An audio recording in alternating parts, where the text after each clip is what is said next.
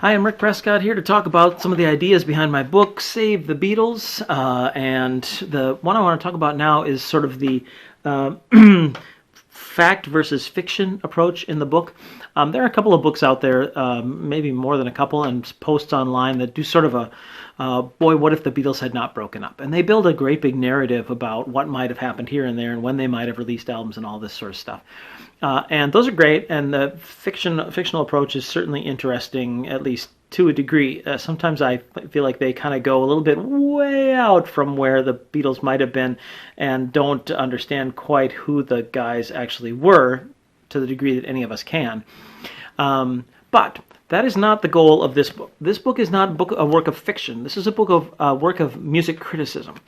And the idea is, let's learn about how the Beatles put together their classic albums, what process they used, and then take that technique to apply it to the solo tracks to try and see if we can get a glimpse, just a glimpse, of what they might have been like as a band in the 70s, if they had figured out how to do it.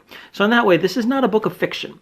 You won't find elaborate tales about here's what happened when they went on tour in 1972 or anything like that. What I do is I create kind of a slightly altered timeline that is altered just enough to allow us to imagine that they took their solo tracks and created group albums out of them, while also taking the tracks that didn't fit on those albums and turning them into solo albums. So this is not they never broke up and they only ever made group albums ever again.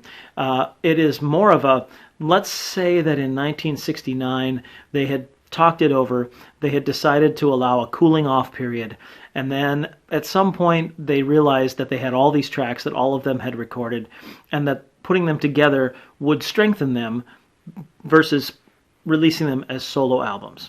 So basically, my point is to say, don't read this book expecting a narrative story of an alternate timeline.